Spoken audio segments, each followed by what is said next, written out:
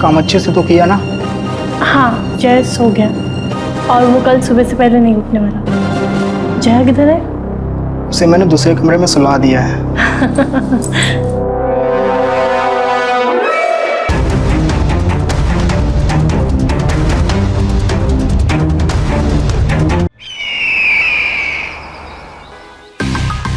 नमस्कार, मैं हूं रानी चैटर्जी। मैं फिर आ गई हूं क्राइम चक्र के एक नए एपिसोड में एक नई कहानी के साथ। कहते हैं ना कि एक औरत ही दूसरे औरत की सबसे बड़ी दुश्मन होती है। जया और रीता बहनें होते हुए भी एक दूसरे से कितनी अलग थीं। कहाँ जया अपनी बड़ी बहन की मदद करना चाहती है और वहीं रीता उसके सुखी जीवन से जलकर उसे बर्बाद करना चाहती है। जया को तो इस बात की भनक भी नहीं, वो तो सपने में भी नहीं सोच सकती कि उसकी खुशियों की सबसे बड़ी दुश्मन उसकी अपनी बहन निकलेगी।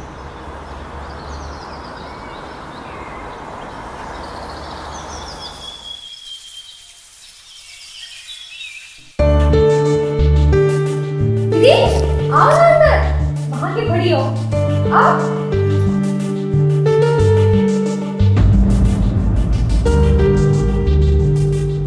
दीदी इसे अपना ही घर समझिए।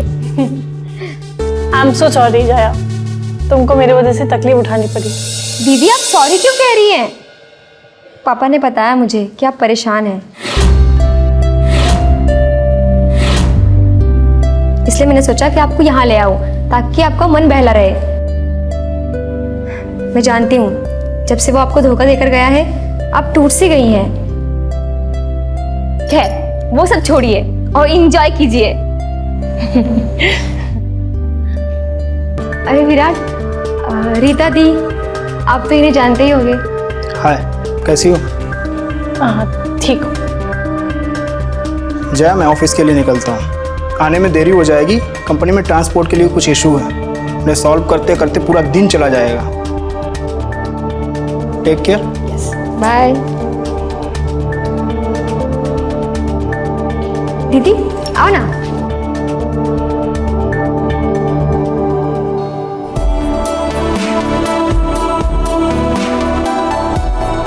आई एम सो सॉरी जया, तुमको मेरी वजह से उस दिन ना चाहते हुए भी शादी करना पड़ा। आप क्यों सॉरी कह रही हैं? इनफैक्ट मुझे आपको थैंक यू कहना चाहिए। विराट बहुत अच्छे हैं। मुझे ऐसा लगता है कि उन जैसा पति तो मुझे ढूंढने से भी नहीं मिलता। मेरा बहुत ख्याल रखते हैं। He is the best husband in the world. मेरी आने के खबर से विराट गुस्सा हो गया ना? गुस्सा? बिल्कुल नहीं। इनफैक्ट उन्होंने ही मुझे कहा था कि आपको यहाँ लेकर आओ ताकि आप उस जयेश को भुला सकें और आगे बढ़ सकें। और गुस्सा तो वो कभी करते ही नहीं है, सिर्फ प्यार करते हैं। महारानी तो यहाँ मजे कर रही है। अगर उस दिन मैं शादी के मंडप से भागी नहीं होती ना, आज तेरी जगह मैं होती। लेकिन अभी ज्यादा देर नहीं हुई, मैं अपनी जगह पाके रहूंगी।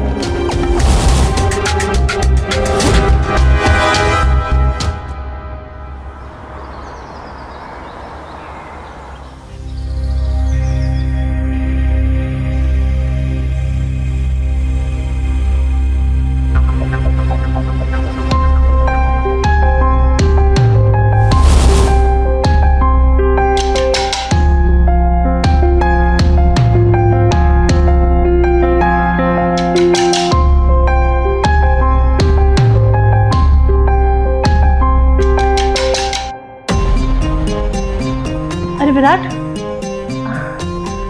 थैंक यू सो मच मुझे ये काम दिलाने के लिए, वरना तो मैं पूरे दिन बोर हो जाती। अब मैं बोर नहीं होती। थैंक यू कि इसमें कोई बात नहीं है। वैसे भी कंपनी को डाटा ऑपरेटर की ज़रूरत थी, तो मैंने सोचा ये काम तो तुम कर लोगी। बाय द वे, आज रात तक ये काम पूरा कर लेना। हाँ। दी, पापा का फ़ोन आया था, कह रहे थे उनकी तबीयत ठीक नहीं है, हमें फ़ौरन निकलना होगा। मुझे भी उनसे मिलना है, पर मुझे ये काम भी तो कंप्लीट करना है। देखो, ये काम बहुत अर्जेंट है। लैपटॉप साथ लेकर जाओ और काम वहाँ पूरा कर लेना। विराट, आने जाने में मुझे 5 घंटे लग जाएंगे और रास्ते में इंटरनेट भी नहीं रहेगा। कैसे होगा? मुझसे नहीं होगा ये काम। दीदी आप एक काम कीजिए, आप यहीं रुक जाइए, मैं चली जाती हूँ, आप काम खत्म कर कर आ जाना, ठीक है? ठीक है, तुम संभाल लोगी ना? सब संभाल लूंगी दीदी, डोंट वरी। ठीक। Okay bye.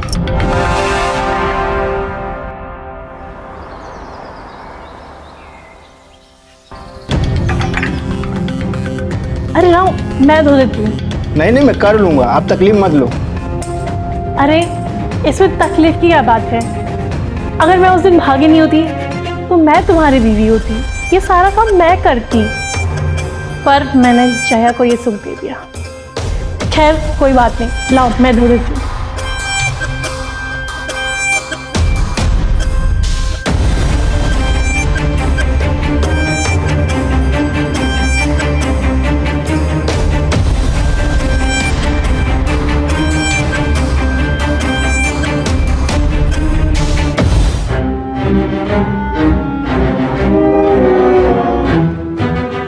विराट, विराट, हाँ जरा किचन में आना।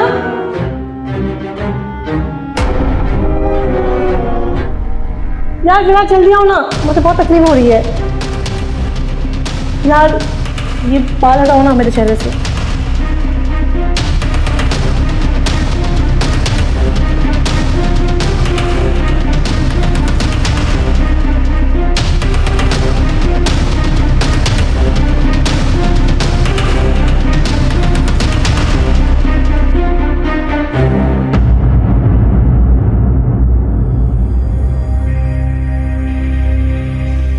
काश मैं तुम्हें उस दिन छोड़ के नहीं जाती, मैं तुम्हारी बीवी होती, मैं तुम्हें जय से भी ज़्यादा सुख देती।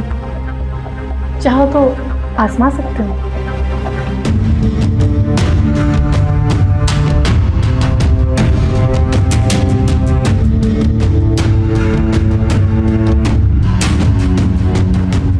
अरे कुछ तो बोलो, ये मौका बार बार नहीं आएगा। मौका तो मैं कभी नहीं छोड़ता। उस दिन तुमने मेरे से शादी ना करके कितनी बड़ी भूल कर दी। आज मैं तुम्हें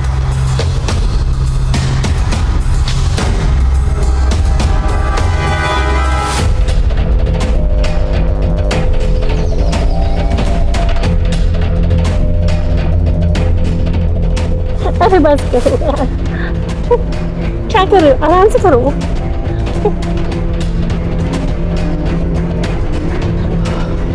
तुम सच कह रही थी, जया से ज्यादा मजा तुमसे आया। मैंने बोला था ना। इस वक्त कौन आया होगा? देखो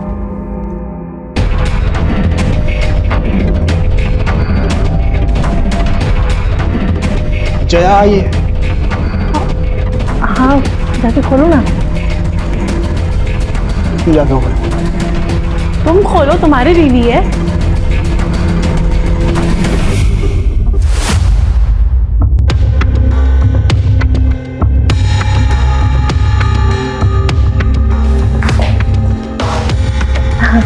अरे जया, तुम तो 2 दिन के बाद आने वाली थी ना? हाँ, पर पापा ने मुझे वापस भेज दिया। उन्होंने कहा मैं ठीक हूँ तो तुम चली जाओ। अच्छा।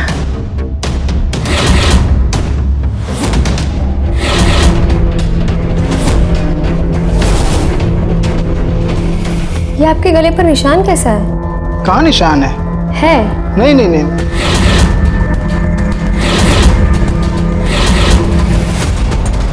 अरे वो सॉस गिर गया था इसके यहाँ पर। सॉस?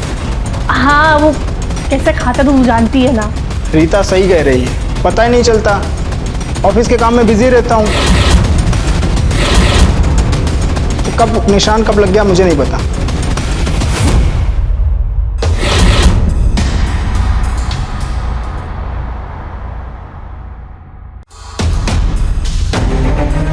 रीता,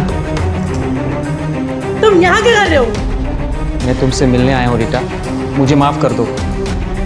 जयेश? दीदी, ये जयेश यहाँ क्या कर रहा है? मैं माफी मांगने आया हूँ। मेरे परिवार के दबाव में आकर मैंने तुम्हें छोड़ दिया था, पर मैं तुम्हें भूल नहीं पाया हूँ। इसलिए आज मैं अपने परिवार को छोड़कर तुम्हारे पास आया हूँ। देखो, मुझे तुमसे कोई बात नहीं करनी, चले जाओ यहाँ से। नहीं रीता, ऐसा मत कहो। मैं तुमसे बहुत प्यार करता हूँ और मैं तुमसे शादी करना चाहता हूँ। प्लीज़ मुझे माफ़ कर दो और शादी के लिए हाँ कर दो। जयेश को अपनी गलती का अगर एहसास हो गया तो तुम्हें उसे माफ़ कर देना चाहिए और उसके साथ शादी कर लेनी चाहिए। हाँ दीदी, यही सही रहेगा। और वैसे भी मैंने ये बहुत सोच समझ कर बोला है। वैसे भी जयेश के पास अपना घर है नहीं और मैं अपना कमरा रेंट पे देने वाला था, तो तुम लोग कुछ दिन उसी में रह जाना। अच्छा, अगर मैं जय से शादी कर लूँगी तो जय का शक दूर हो जाएगा और मैं विराट के करीब भी रहूँगी। Nice plan. ठीक है, अगर तुम्हें अपनी गलती का एहसास है तो मैं तुम्हें माफ करने के लिए तैयार हूँ। सच रीता, तुम सोच भी नहीं सकती आज मैं कितना खुश हूँ। और हम भी। Thank you.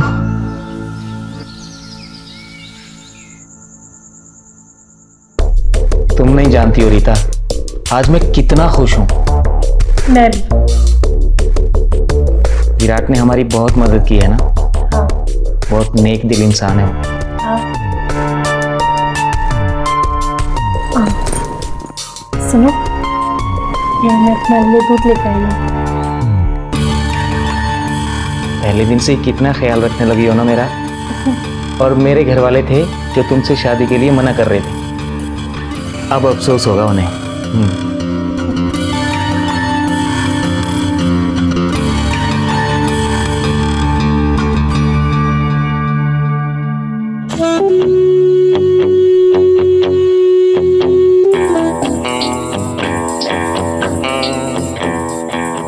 अब सुहागरात का टाइम हो गया। आज नहीं, आज मैं बहुत थक गई हूँ। कल। ठीक है बेबी, मैं तुम पर कोई दबाव नहीं डालूंगा। Good night.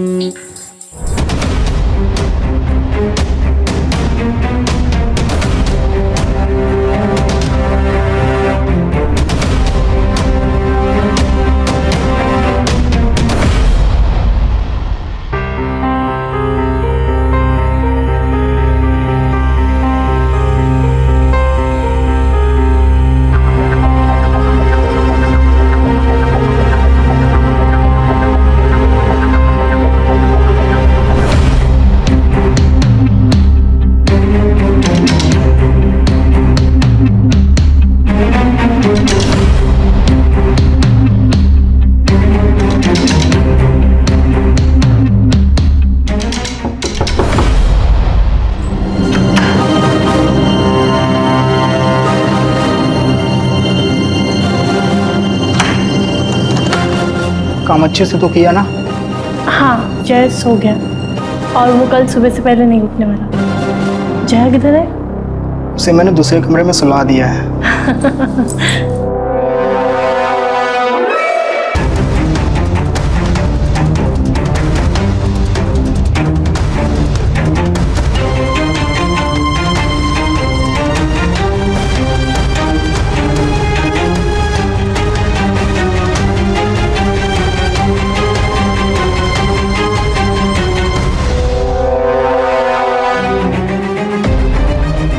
क्या हुआ जीजा जी?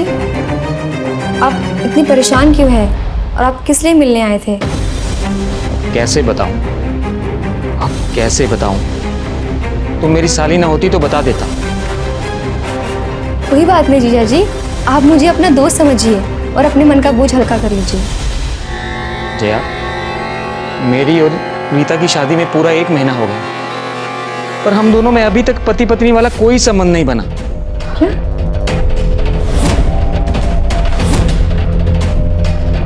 हाँ। हो सकता है जीजा जी दीदी घबरा गई हो। नहीं जया, प्रॉब्लम वो नहीं है। मैंने रीता की अलमारी में एक फाइल देखी। रीता प्रेग्नेंट है। क्या? हाँ, हम दोनों में कोई संबंध नहीं बना और वो प्रेग्नेंट हो गई है। इसका मतलब प्रेग्नेंट? आप चिंता मत कीजिए, मैं एक बार दीदी से बात करके देखती हूँ। नहीं जया, शायद मुझ में ही कोई कमी।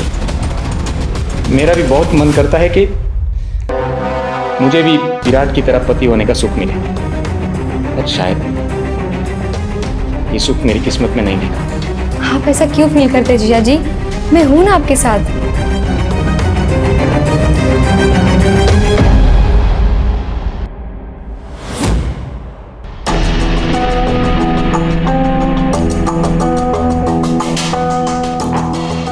ले दूध। आज पीने का मन नहीं है। ऐसे कैसे दूध पीने का मन नहीं है? आपकी सेहत के लिए बहुत अच्छा है, पीजिए। और मैं आपके सेहत का ख्याल नहीं रखूंगी तो कौन रखेगा? पता नहीं क्यों, लेकिन जब से ये दूध पी रहा हूँ नींद बहुत आती है। ठीक है, बच्चों जैसे बहाना मार रहे हो। क्यों दूध? मैं वॉशरूम जा रही हूँ, मुझे ग्लास खाली चाहिए जब तक मैं आऊँ।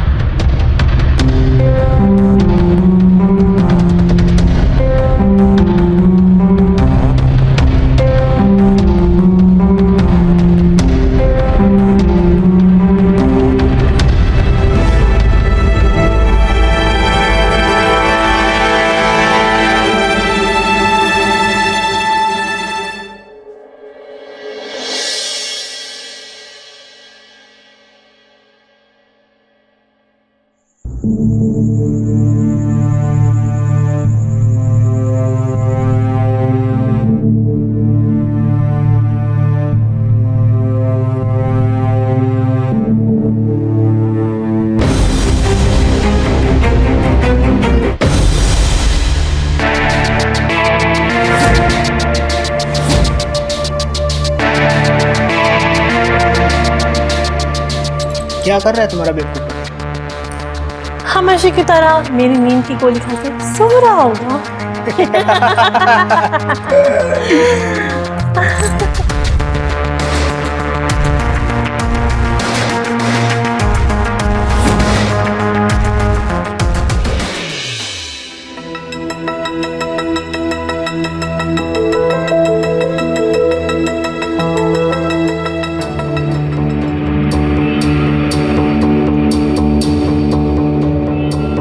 इतनी रात को अकेले कहाँ गई होगी? देखता हूँ।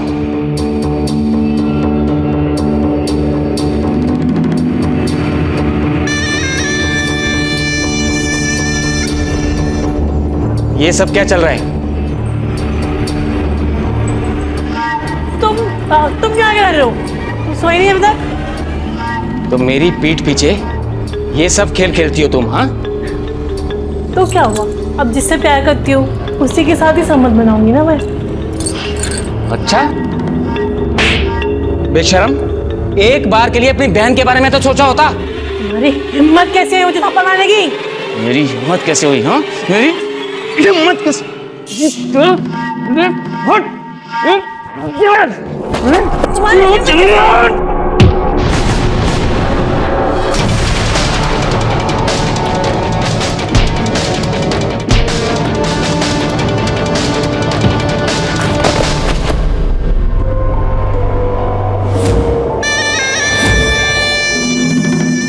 गीता, गीता,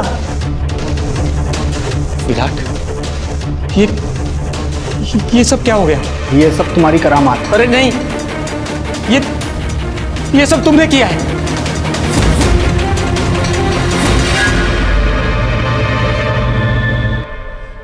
धोखे से बनाए हुए रिश्ते में कभी कोई सुख नहीं होता, बल्कि सबसे ज्यादा तकलीफ होती है। रीता ने अपनी बहन के रिश्ते को बर्बाद करने के लिए जो खेल खेला, जो खेल उल्टा होकर उसको भी भारी पड़ा और बेचारी को अपनी जान से हाथ धोना पड़ा। विराट और रीता दोनों ही अपने रिश्ते को जायज बनाने का नाटक कर रहे थे और इसकी कीमत चुका रहे थे जया और जयेश। जो हुआ उसे बदला तो नहीं जा सकता, पर होने से रोका जरूर जा सकता है। इसी सोच के साथ हम समाज को बेहतर बनाने का फर्ज अदा करेंगे। मैं रानी अब आप लोगों से लेती हूँ विदा। बहुत जल्द मुलाकात होगी क्राइम चक्र के एक नए एपिसोड और एक नई कहानी के साथ। सतर्क रहिए, सुरक्षित रहिए। जय हिंद।